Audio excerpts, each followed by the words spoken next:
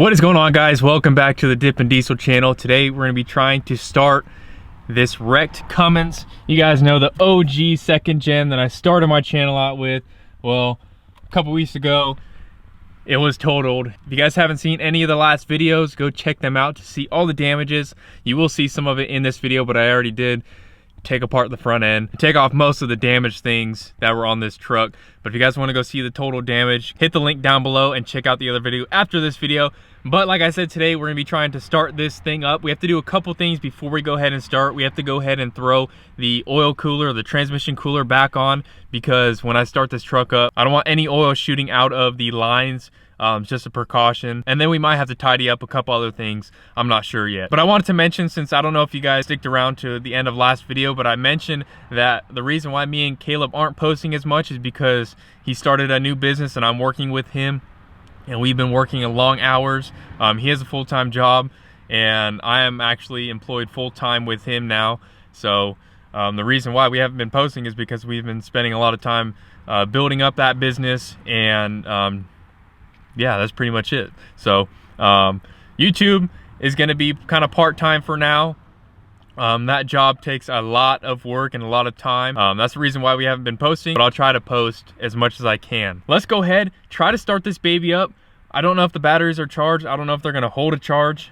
One of them got punctured a little bit, so I'm not sure if it's safe to use, but I'll hook them up anyway, see if we can get this baby started. If we can't, I have a battery jumper that we can try and start this baby up. And the reason why I'm starting it right now with the truck still wrecked like this, because I want to make sure that the engine runs before I take it out. I know I probably could run it out of the truck, but it's easier just to run it when it's all hooked up inside the truck. Basically, I just want to test the motor out and see if it still runs and if it's worth it to even pull it out or just scrap this truck. You guys understand what I'm saying. So let's go ahead to the front end and tidy things up and hopefully get this baby started. So here's a look at the front end. If you guys missed last video, I tore this whole front end apart to try to see what was all wrong with the front end damage, and found out that this frame is bent a little bit. Now the motor mount over there got pulled out, so I'm thinking this motor got pushed back a tiny bit, maybe 2 inches, I'm guessing. So we'll have to see. We're probably going to end up taking this motor out, but the thing I want to do first is attach the trans cooler back, because I don't want any fluid shooting out of these lines when the pump turns back on. I'll just run it the way it is right now. Not going to run it long. It's not going to shoot coolant out because the water pump doesn't have a belt on it, so it's just going to be basically spinning this harmonic balancer, and I'm only going to run it for a couple seconds, maybe 10-15 seconds, to see how it all runs. We got that trans cooler connected, the battery's connected. Let's see if it gives it any power. Not sure how these,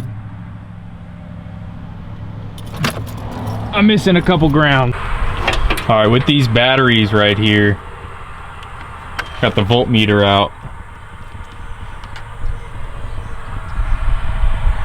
and we're looking at almost 12 volts for this side.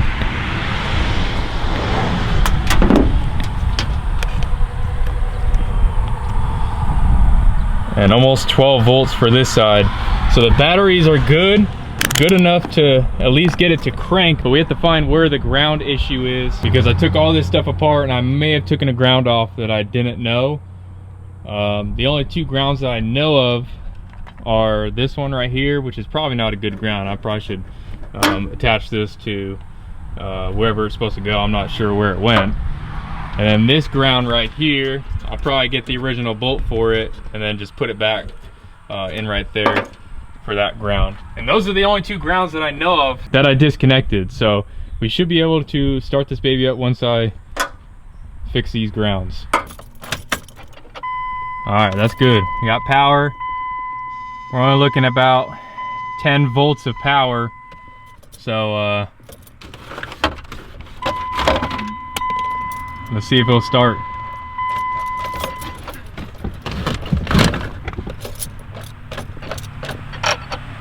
Oh, starter won't crank.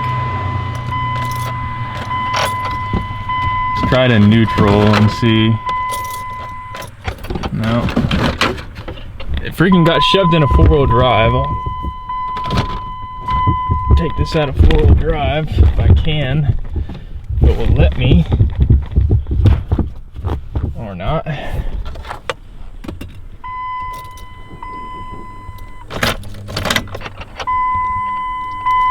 Still got some fuel left. All right. God dang, dude, get out of my way. All right, we got a problem. The starter's not engaging, so I'm gonna go ahead and check the starting wires and the fuse panel, because the fuse panel over here got a little bit smashed. So I'll check that out. I'll check the starter wires, and hopefully we can get this baby to crank up. All right. Can't even put this in two-wheel drive. It got slammed into four-wheel drive on the wreck.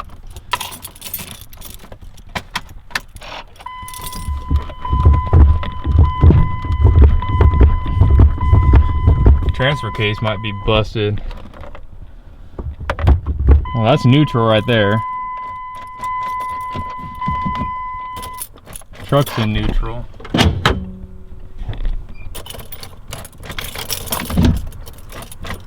Alright, I'm gonna check some stuff out real quick. I can go under the starter and jump it. It will go ahead and click, but I think the batteries just don't have enough power to spin that starter over. So what I can do is swap these batteries with this truck over here. This truck starts up fine. All it has is a bad transmission. So, oh, and wheels, doesn't have, well, and tires. Tires are bad, I gotta put those other ones on. But this truck will start up right away. It's got good batteries, brand new batteries. So,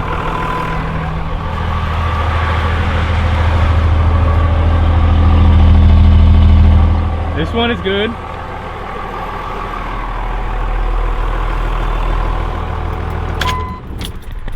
So what I'm gonna do is swap these really quick. If that's not the issue, I'm gonna have to come back another day because the sun is going down. The batteries are the issue. If it's not, I'm gonna have to do some diagnostic testing and see what is the problem, why the starter's not engaging. I was thinking it could be the park neutral safety switch, but I went ahead and put it in park and neutral, and it still didn't start. So usually what happens when you turn the key and nothing happens like that, starter doesn't even engage.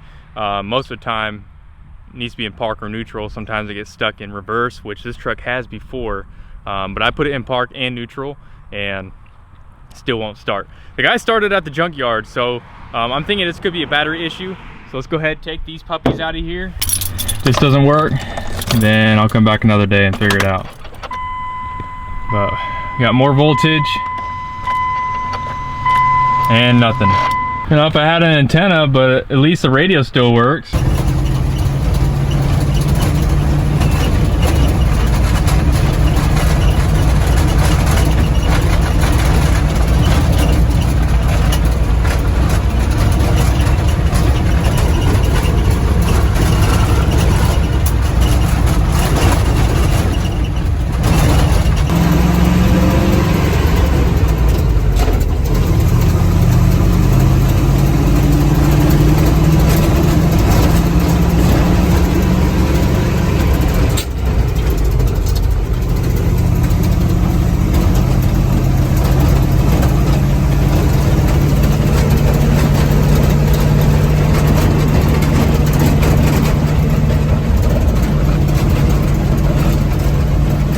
So we're driving in Frank today. We just went down to the gas station, got some gas, testing the truck out to see if it's all driving right like it should. And it is, it's driving perfect. Temp staying cool, alternators charging, oil pressure's good. Someone's gonna come and buy it tomorrow, and I told him that it's been sitting for like 4 months. So I told him I'd take it on a test drive, make sure everything's driving good, and I'm gonna text him tonight or probably in a couple hours, let him know everything's all good, and this truck, Frank, should be sold tomorrow.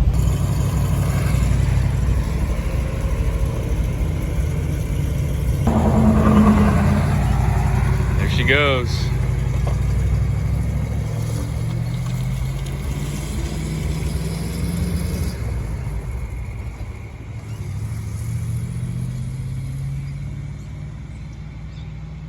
So Frank is officially gone. It's a good run. Had a lot of fun with that truck. Had a lot of fun driving it, but it's just been sitting in my yard for months and months now. I'm not making any money. So I just went ahead and sold it, cut my losses, sold it for a ridiculous price. I lost a lot of money on that truck, but it's whatever. Got to move past it. But as you guys saw, we couldn't get that truck started. Not sure what the problem is. I put these 2 brand new batteries that are on this truck on that truck. But anyway, since we couldn't get the other Cummins started, not sure what the problem is. I'm gonna have to deep dive into whatever the problem is. I think I'm just gonna take the starter off and see if anything's getting caught up like that, because the problem is at the starter.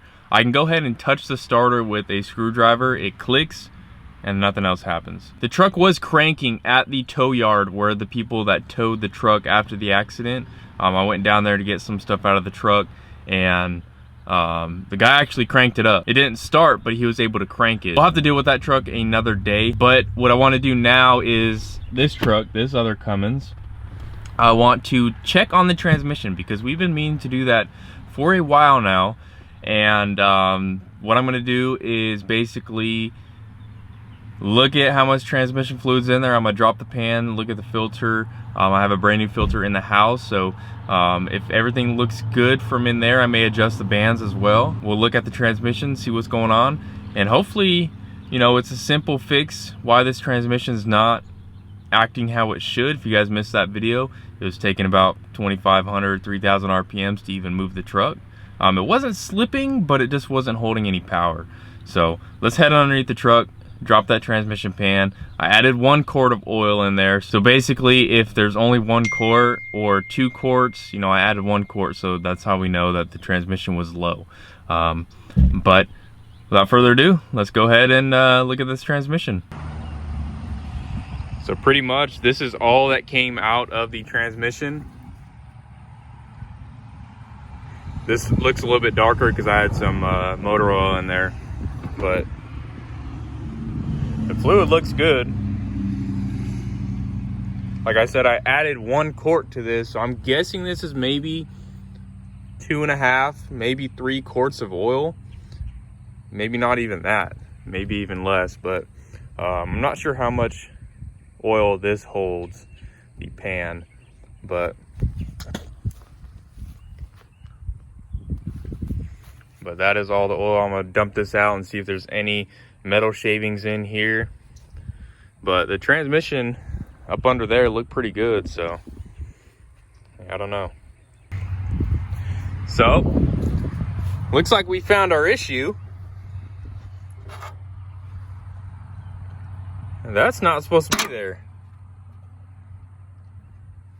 Unless that I don't think that this is the it might be the magnet actually, but usually it has a round magnet, because this is magnetized. Because usually there's a round magnet that goes right there in this little indent. So I'm not sure what the hell this is. See all the metal shavings getting attracted to it.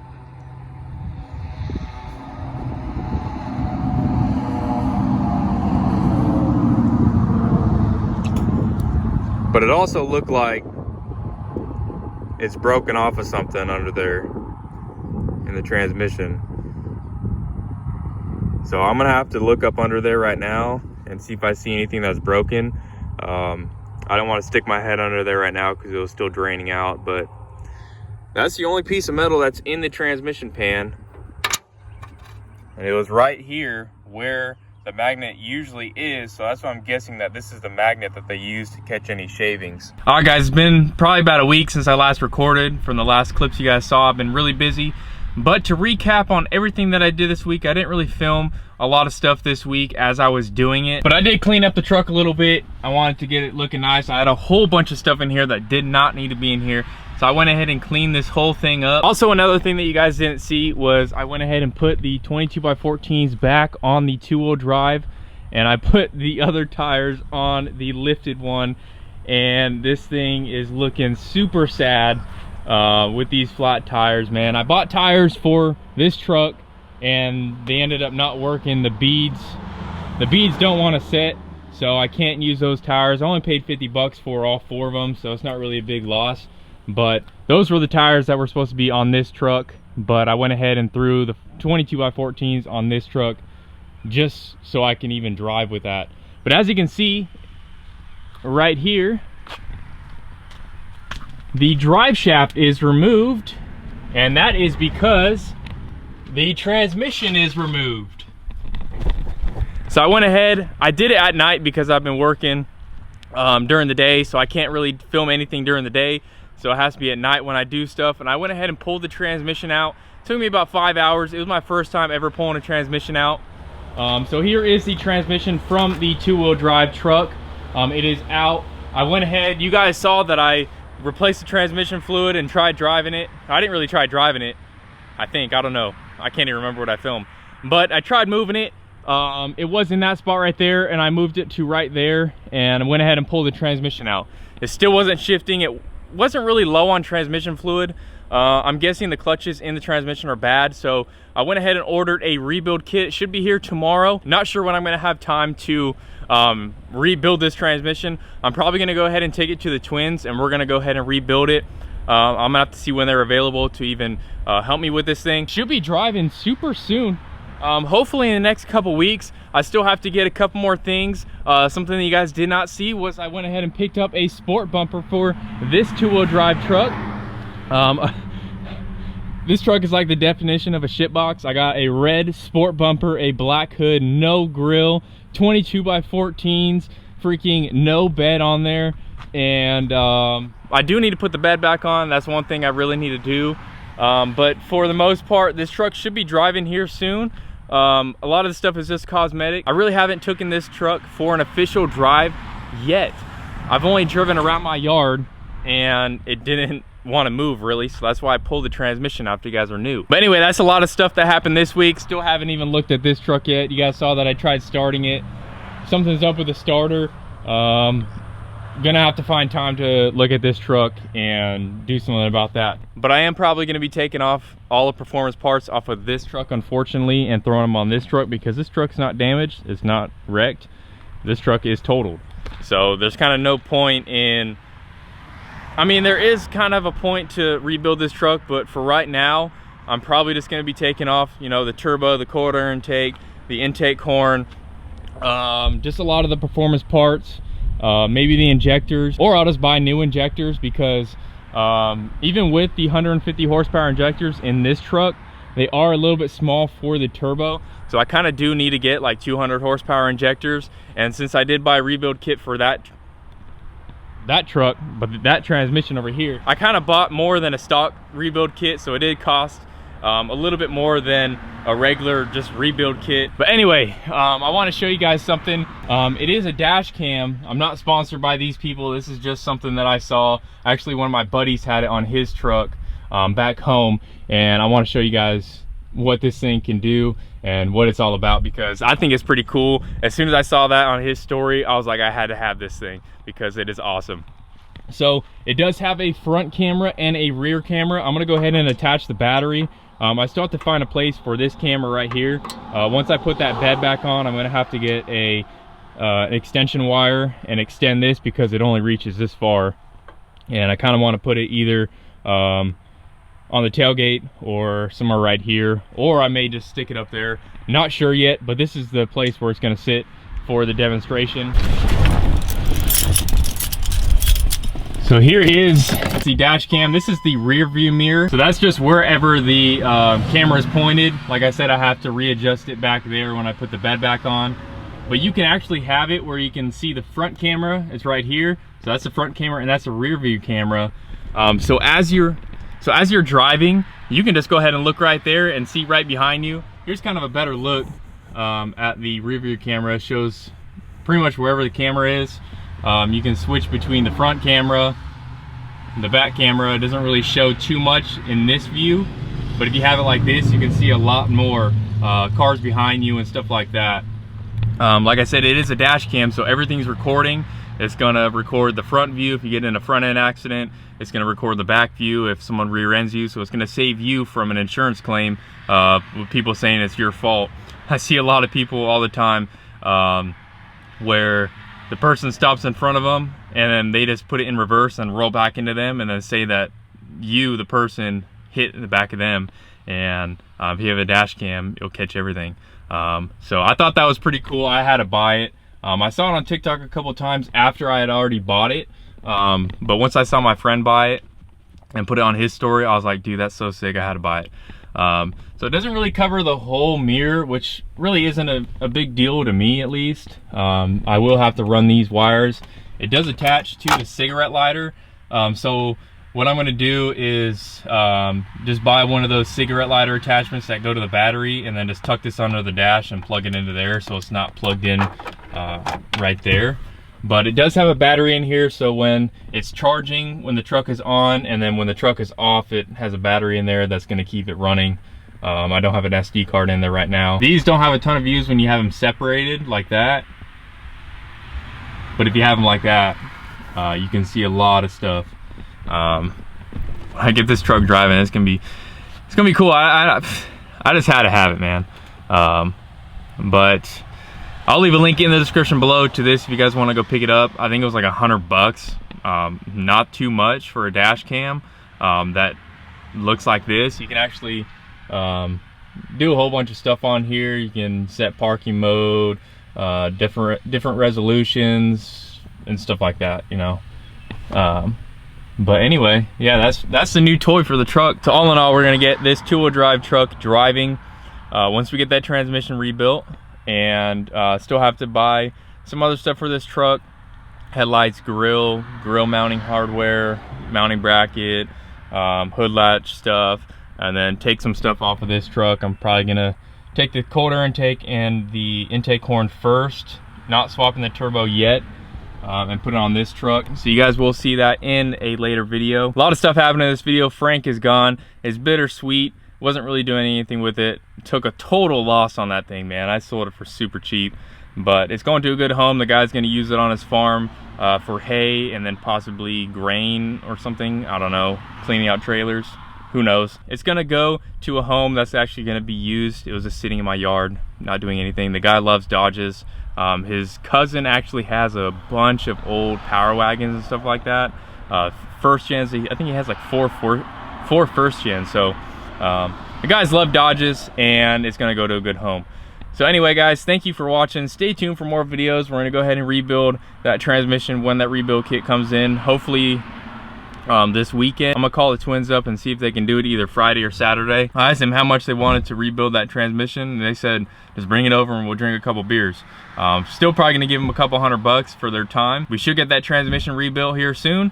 Put back in the truck. Like I said, it was my first time taking a transmission out. Wasn't too hard. I bought a transmission jack, so it was super easy to drop it. Wasn't messing around with a regular jack and blocks and stuff like that. Definitely transmission jack. I highly recommend. And yeah, that's gonna be it. Thank you guys for watching. Stay tuned for more videos, and hopefully you enjoyed, and we'll see you in the next one. Dippin' Diesel out.